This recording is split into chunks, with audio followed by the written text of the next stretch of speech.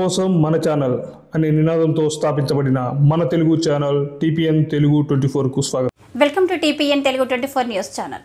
నిజామాబాద్ జిల్లా ఆర్మూర్ పట్టణంలో జరిగిన లోక్సభ ఎన్నికల్లో మెప్మా ఆర్పీలకు వాలంటీర్లుగా పెట్టడం జరిగింది. ఇందులో భాగంగా బీజేపీకి చెందిన ఎమ్మెల్యే రాకేష్ రెడ్డి ఎన్నికల బూతులు తిరుగుతూ డ్యూటీలో ఉన్న మహిళా ఉద్యోగి అయిన మెప్మా ఆర్పీని ఇష్టానుసారంగా బెదిరిస్తూ ఇక్కడ నుండి బయటికి వెళ్ళు, గెట్ అవుట్ అని ఆమెను అట్టి బూత్ నుండి బయటకు పంపించారు. ఆమె ఏం చెప్పినా వినకుండా గట్టిగా బెదిరిస్తూ పంపించారు. అక్కడి నుండి ఆమె ఏడుస్తూ వెళ్లి మనస్తాపానికి గురయ్యారు.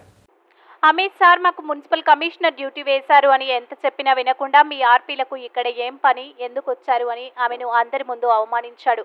ఎమ్మెల్యే మాటలకు మనస్తాపానికి గురైన మహిళా ఉద్యోగి తాను చేస్తున్న ఆర్పీ పనికి రాజీనామా చేశారు. ఎవరి భర్తలైనా రాజకీయాల్లో ఉంటే వారి భార్యలు జాబులు చేయకూడదా? రాజకీయాల్లో ఉన్న వ్యక్తుల భార్యలు జాబులు చేయడం లేదా అని ప్రశ్నించారు. భర్తలు రాజకీయాల్లో ఉంటే వారి భార్యలను ఎమ్మెల్యే రాకేష్ రెడ్డి ఇలాగా అవమానిస్తారా అని అడిగారు.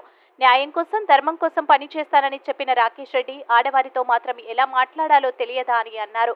ఒక ఎమ్మెల్యే హోదాలో ఉండి అందరినీ సమానంగా చూడాలని, ఇలా కించపరిచేలా ప్రవర్తించకూడదని ఆమె అభిప్రాయం వ్యక్తం చేశారు. ఏది ఏమైనా తన రాజీనామాకి మాత్రం ఎమ్మెల్యే రాకేష్ రెడ్డి కారణమని ఆమె అన్నారు.